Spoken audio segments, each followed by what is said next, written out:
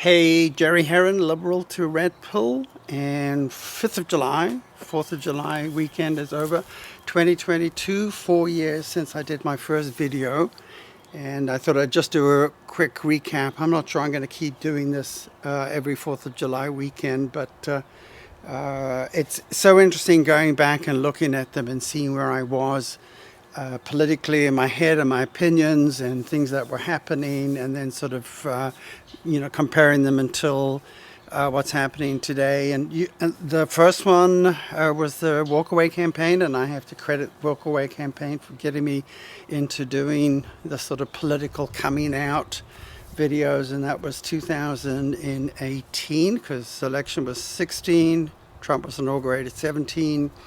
18 months later that summer was really my full red pilling, and of course Walkaway was pressing all Walkaway Democrats who were like just completely shocked and alarmed and disillusioned with what was happening with the so-called liberals, and they're not liberal, they've become lunatic lefties. But I was in Prescott with my cousin Mark, walked up into the hills and held up my iPhone 6 and spoke into it, which was hard to do. I mean, it's, people don't like cameras. People don't like talking into cameras. But, it was an amazing reaction. And, it went from 100 views and, 500 views, 700 views, 1,000 views, what have you. And they asked me to surrender my copyright, which I was happy to do. I'm going to do another video. But I actually, found my original one. I watched it again and sort of saw some sort of really interesting things in there, and trying to sort of remember 4 years ago where I was and my red pilling, and comparing to now. So this weekend I did not go up to Prescott. One, gas prices. Two, Saturday I had a real estate listing appointment, and my client's schedule is mine, so wasn't going to go up. But, my cousin Mark is not well. We both had COVID in February, and he was had a wonderful medical insurance. I had Medicare. I went to ER. They sent me home with a prescription for Tylenol, asked me to come back if I got pneumonia. Yeah, nice care. They did everything to him, and he is still on oxygen all this time later. He was jabbed, boosted, and I think, quite frankly, we all know what's going on here. I will tell you that I am 99% recovered. I am not fully recovered. I can hear it in videos, particularly my breathing, which is probably something I can work on, and also the sound of my voice. I think they are permanently altered. It's what you're going to have to do. So what has changed? I think we're in a full cultural civil war, and Tim Pool IRL would say this often, and then he would kind of pull it back because it just seems so ridiculous. American Civil War. We're in a civil war. You mentioned the people who have been successful have been good at pattern recognition. And so a lot of my success came from my ability to be at the right place at the right time during the Occupy era, during the Vice, when I was for Vice. I would be like, here's the place we need to be. I'd fly there, and then boom, news would explode, and I'd happen to be there, be able to film it. And that's why I got accused of being a Fed half the time, because they were like, how does Tim know to be in these places for these big stories? It's like, no, I just recognized all the news that was bubbling up, and I went and checked it out. For the past several years, I've been, I would say, bullish on some kind of civil war, be it the culture war culminating to a very serious economic crisis. It's been called a cold civil war, or even a hot crisis between political factions. I think a lot of people, like Bill Maher, for instance, he said you couldn't have this because the Mason-Dixon line would go through, Grandma's kitchen. But that's because he has no understanding of civil wars internationally. He's fixed on some American idea where states fought states, and not, say, Spain, where you had regions that just diverted into, were dominated by certain ideologies.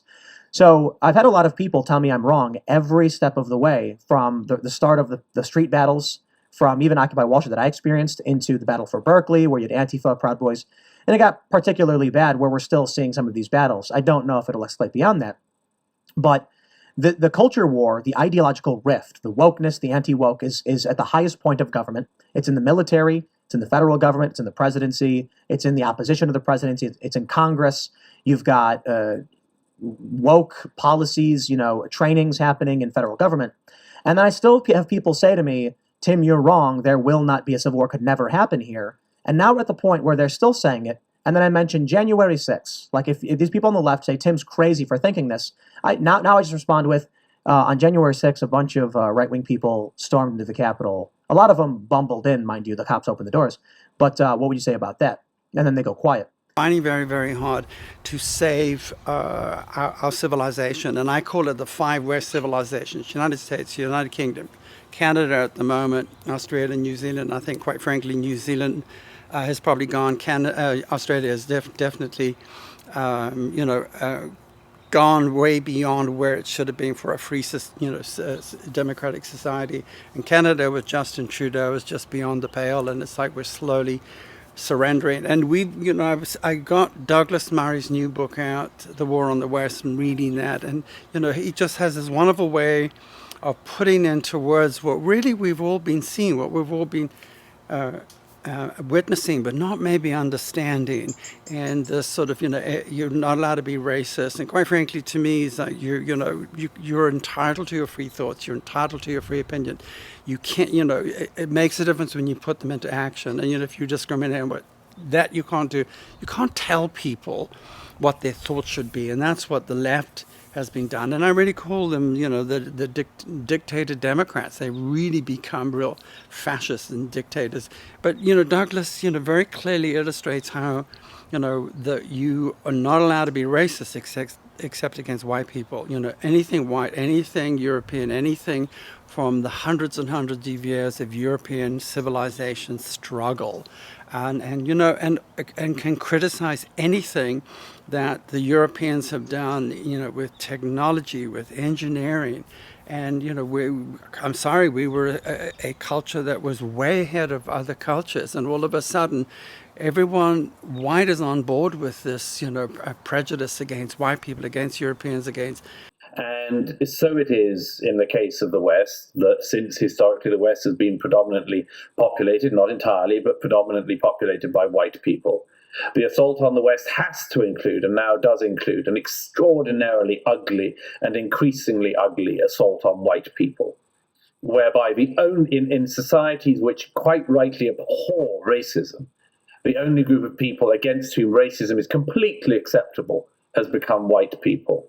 And this is, to my mind, one of the great unsayables but necessary to address issues of our time, because it seems to me that this can't go on much longer. It's an extraordinarily dangerous game that's being played, and one with such negative consequences, not least the consequences of likely backlash, that it has to be had out in the open. At the point at which you are deciding people's futures in the workplace based on whether they're white or not, and that being white means you're marked down, that application to schools and universities involves you being marked down if you're white, that access to medical care, as I give examples of in the book, that you will be deprived of it if you happen to be white in certain jurisdictions. And this, and very much more, is absolute poison in our societies. And I think is one of the things that has to be addressed. If we really don't like racism, we have to tackle the rise of this new racism, which has become totally acceptable and everyday. European civilization, it's like, well, what are we comparing this to? I mean, Africa, seriously, you were in the Iron Age when, the Europeans first settled. And, my personal opinion about your place on this planet, it's like, Mother Nature never gave you a title. Mother Nature, quite frankly, would be happy if human beings weren't here, because she'd be quite, she'd thrive and, and grow and what have you. So all this sort of, you took our land, you don't belong here. I have so little patience with that. My LGB Patriots group that I formed, and as I find a place for my politics and, my sexual community, same-sex attracted community is growing, and it has been very well received. And so it's LGBT Patriots. Our pride colors are red, white, and blue, not rainbow. And it's about taking pride in the five West nations who have given us civil rights, okay? Not special rights, not, these crazy trans Reichs. It's not really rights, it's trans Reich. And the thing that's heartbreaking for me is seeing the people who have joined a lot of women, lesbians who, private messaged me and said, it's okay for you gay guys. She says, for us lesbians who are, unattractive women, her own words, the so-called butch lesbians, the diesel dykes, we're being pressured to transition because, it's sort of gay erasure. You're no longer gay, you were mistaken. You're really, born in the wrong body. So let's medicate you, cut up your body. And that was heartbreaking to me. But I've also seen people, and I'm in 4 other groups, and they're all gay conservative groups. And I've seen people join them and really angry. And it's usually middle-aged to senior who have seen the before and then are watching this after, and they're horrified, what Rainbow Pride Poison is doing. And, sort of said, one of them, isn't anyone going to do anything? And really, really angry. And I was like, hello, come join my group. And then joining and going, I found my home, this is exactly where we need to be, what have you. But, a lot of those conservative are really the rural or suburban and, just getting on with their lives and not, embrace with the sort of sexual kink. And Rainbow Pride Poison, excuse me, let's just take women and lesbians out of it. This is about gay male pleasure. I mean, everything they have done since, gay liberation in the 60s, the late 60s and then the early 70s. It is about gay male pleasure. It's about, breaking boundaries and don't giving a damn about the people, the 95%, who gave you your rights. I have made contact with 2 amazing lesbians, lefty lesbians, liberal lesbians from California. One's in San Francisco, one's in LA. One is very colorful. One is, butch dyke, I guess you'd call her. Wonderful human beings, Joey Bright and Belissa Cohen. What's the difference between the LGB and the LGBTQIA+. You tell me. Are all straight people. The woman was too stunned to speak. Anything to the right of the LGB is straight people. And Joey has, to her credit, been advocating for gay civil rights probably her entire sexual adult life.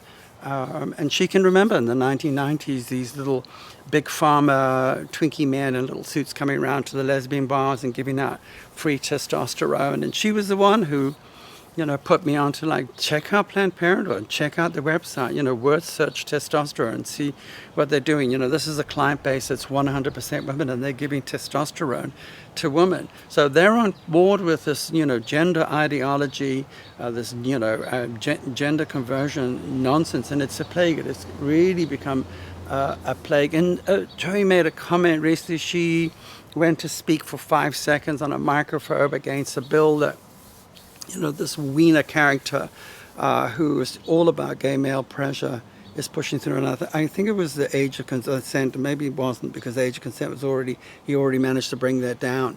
And she had a little bit of an altercation with a very tall, very masculine tranny.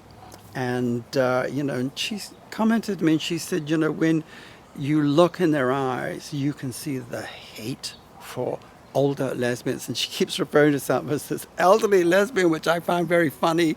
I just don't see her as elderly anything, just mature and with great experience. And she said, and the reason they hate is because they know we can see through their bullshit. We know because first of all, they're real, women, lesbians are real women. And they, they've been there, they've seen it before. They know the trajectory. The other thing is, I remember from, I believe it was 1979, but I wasn't sure if it was 78 and 79. And I went back, and I was out on mainstream media, and it was like a panorama program or something. I couldn't remember what it was, and so this last Saturday, I just determinedly search, and I actually found it was World in Action, and it was Gay Liberation Front, it was, a Gay Pride 79, so it was 10 years after Stonewall. It was a really big deal. And, as I remembered, as confirmed by watching this documentary, this news program, was, we were just, mostly it was men, it was very, very ordinary. There was a very, very few sort of Mardi Gras attention seekers, which is what the parades now have become 100% Mardi Gras attention seekers, kink and nudity and bringing in children and doing it in front of children. And then I was outed, and it was so interesting seeing that a little bit of film, but it reminded me and it confirmed to me again what gay parades were like, gay civil rights parades were like. They're a lot more hairy than they are now, and we've got to this extreme position where I am very frightened for what's going to happen to everyday LGB, because we are irrevocably tied in with this transgender, and there's so many brain dead groupthink homosexuals who are completely on board, and they haven't stopped to go, this transgender is a mental illness, a body dysphoria has nothing to do with sexuality. Why are you including it? And why are they including it is because LGBT, LGBT2, EIEIO, all McDonald had a farm. It's become a freak show. It's been a catch-all for any freaks, and that's fine. And it's like, what happened to us just wanting a place in society to all of a sudden we want society to change, the 5.6% of society, tail wagging the dog, to change, so that you will endorse our capricious behavior, you will endorse our public nudity, our public sex, and in front of children and in front of you. So we take away your right to not want to, to have to see that. We celebrate kink, and again, it's about gay male pleasure, and targeting children. And when the thing that's so alarming for me is trying to reach out to Republicans, because the Republicans are holding the line, but they're listening and they're not listening. But one is, homosexuality is an uncomfortable conversation to have with them, and particularly as being Christian, being conservative. So to have that conversation and stuff, and then to go beyond it and go, okay, this is what they're doing to your children, and they don't want to accept it. One of the I think the most interesting things where I'm seeing the most pushback is not so much from the crazy left, because they're always going to push back, but from the conservative gay right. They log cabin Republicans. Every time I call out log cabin Republicans, because they're endorsing T, they insist the LGBT plus T, which means they're endorsing gender dysphoria, gender ideology, which is a left-wing, hard left-wing position. And they're also, celebrating Rainbow Pride. And the Rainbow Pride is now, it's this mixture, transgender pride. It is toxic. It has become almost as bad as the swastika, banners hanging down. It doesn't indicate anything to us. It doesn't indicate to LGB that it's liberation or it's our people, because it's become toxic, and all it's done is really is fractured us. And, I get sort of pushback like, yes, Jerry, we know what you think. And it's like, yes, Jerry has a brain, and Jerry is thinking, and Jerry is going to speak out, as I call it, loud mouth, small voice, because I'm not reaching as many as I'd like to. But back to the GOP, I'm in Maricopa County in Arizona, in Phoenix, Arizona. The Central Corridor LD28 was the Rainbow Rhinos, and they've redistricted. It's now LD5, and in some ways I think it's fractured the Republican rhinos, but they're still out there. They're still, pretend Republicans. They really are dictator Democrats, voting for the Democrats. So, that's a constant battle. I did have great outreach with LD1, which is Yavapai County, the GOP, and I was sending them stuff, and I even met with a candidate who's running for state representative. And then I sort of felt like I was being ghosted, and I thought, well, maybe I'm just being a little upfront and what have you, and I'm very opinionated, swimming in my mother's gene pool. And then I got a phone call from the GOP chairman, a voice messenger, thanking me for the last article, and it was about, the rise of the new homophobia and explaining it. And she said, I want to share this, and it's great, and I really appreciate it. We've just been busy. So I felt a little bit, because it just feels like I'm yelling at the mountain. It's like I'm saying these things, and like, who's going to listen? However, for a candidate running for U.S. Senate, Blake Masters. Country don't adopt the Biden transgender ideology and their policies, they're going to cut them off from the very important program that feeds millions of children's school lunches. And these are mostly poor, working poor children that come from those families. Your thoughts of leveraging a school food program to try to get an ideological policy passed? It's disgusting. It's heartbreaking. It's disgusting. I was almost shocked to hear it, but I wasn't even shocked because it's like, of course, the Biden administration is going to do this. You sign on board to our ideological program, or starve. Like, what does that sound like? That sounds like Bolshevism. That sounds like Stalin, right? And I know it looks a little bit different now, 100 years later, but my gosh, like the Biden regime is insane, and we got to get this transgender ideology out of our schools. They don't want to teach kids to read or write, but they want to teach your 5-year-old that he or she can choose their gender. I mean, this is really crazy, and then not give them lunch if they don't comply. I mean, this is crazy. It's just crazy. Finally came out, and it wasn't just about critical race theory. It was about gender ideology and drag queen story hour. And it's like, yes, finally I'm actually starting to work with a candidate who's running an LD5 for state representative against, I think it's 4 Democratic field. And the rhinos decided they didn't want to be bothered running someone. And she's a mom, 4 kids, and was like, you know what? I've got to run. I've got to save my kids. I've got to save their education. And,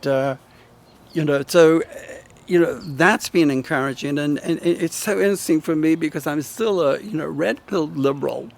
I don't feel my beliefs change. I think the people that I was standing with and voting with have changed. They've gone far right. And here I am making, strange bedfellows with Christian conservative Republicans who, truthfully, are the nice people, are the good people. And, we do have a lot in common. And I think for a lot of people it's confusing because they sort of think, well, you have really conservative views. And I'm like, no, I don't. It's about preservation. I'm not a prude. I'm not, one of those 1990s Republicans, no sex before marriage and, and anti-porn. I'm not. Ronald Reagan's administration tried to prove, they spent millions trying to prove that, pornography damaged society. And, they were going to combat it because they were going to prove that, the local standards didn't approve. And then they found out that every single motel and hotel had cable porn on tap. So that was the community standard. So, no. And I think in the end, you said the most damage that they could prove was, a paper cut from, porn. So I'm not a prude. I believe in freedoms, but I think the problem that I have with the Rainbow Pride Poison, this is crazy parakeets, very noisy little buggers, is that they have no boundaries. They are supposed to be this amazing creative people, and yet their public relations is the worst. And singing about going after people's children, that's the third rail. You go after people's kids, it's all over. And when they finally figure it out, it's going to be a disaster for LGBT. The dictator Democrats are pushing for this gender-affirming healthcare. That couldn't be more of a 1984 woke speak. Word manipulation. It's not wordsmithing. Someone remarked wordsmithing. Wordsmithing is the skill. This is corruption of the word.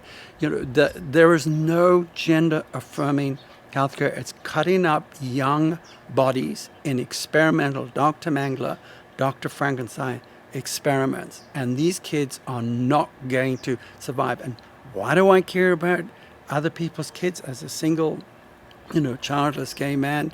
Because preservation, my survival, because they are going to come for us, because Rainbow Pride Poison is, attached to that, affirming that, the transgender, and it is a sickness. I mean, for us to go from a 100-year history of, 0.000 of gender dysphoria to 4,000, 5,000% rise, something's wrong with this picture.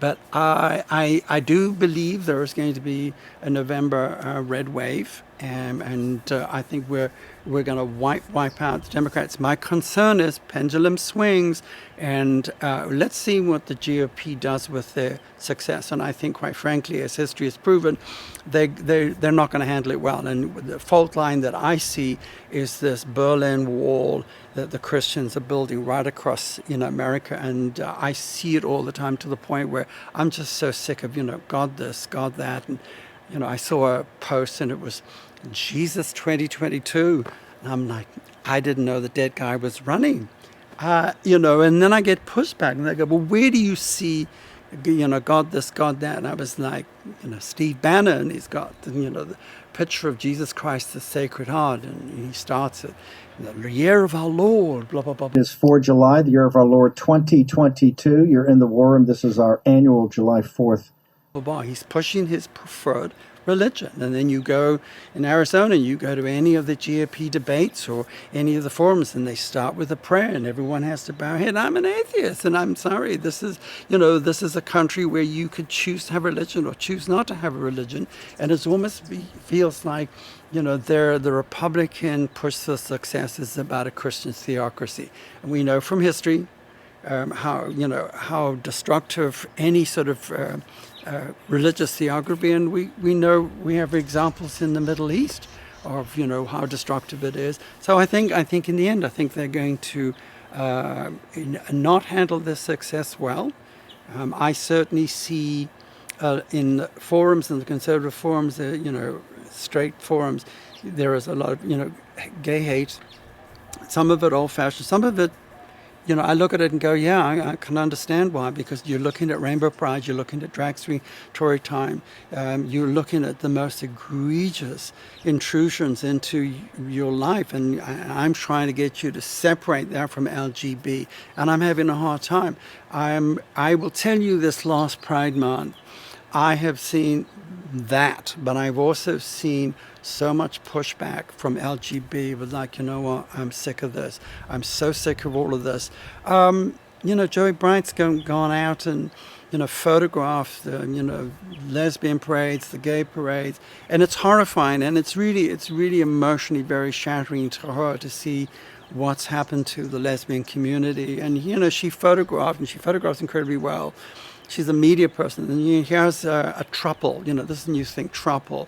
And it was two weird-looking women and a weird-looking man. And when she went up to sort of talk to them, well, the two women had the strangest voice, and it turned out they were gay men who are now transitioning to women, and the man, it turned out to be a lesbian transitioning to a man. I mean, this isn't gay. It is just so fucked up. I have no idea. I've never been confused about my same-sex attracted, and it's to men, okay, with all the goodly bits, what have you. It's not to a person with a vagina pretending to be, a man. I'm sorry, it doesn't work. But it's a freak zone. So Rainbow Pride Poison are very happy to have it. I will say the people who are doing the most for help is Daily Wire, and it's forever Ben Shapiro, Michael Knowles, and then Matt Walsh with What is a Woman? I mean, that was the most impactful when you interviewed those, Dr. Mangler doctors and the woman who's been transitioned into a man and the consequences. And it is experimental, and these young people are being brainwashed, and they will not be able to come back from it. And a few years ago, I thought, 5 years, 10 years, there's going to be all these litigation against parents and politicians, bad parents and politicians, who have endorsed this, this Holocaust. I think actually it's already started. I think the lawsuits have started, and I truly believe there will be a day of sanity. There will be new Nuremberg trials for crimes against humanity, because this is exactly what it is. And I have started to see the hashtag Nuremberg 2. So I'm not the only one who's thinking, and at some point I will put that to a video. Anyway, this is my 4th of July. I'm very excited for the election that's coming up, and hope you're all well, and thank you for watching.